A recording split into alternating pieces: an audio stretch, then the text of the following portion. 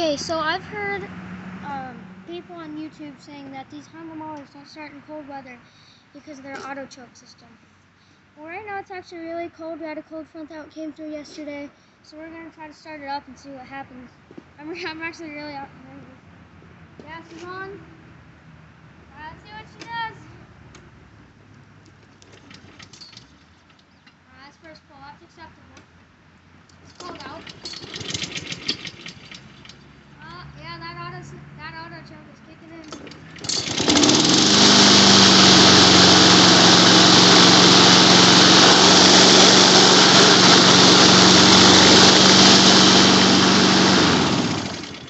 Alright, so it does start.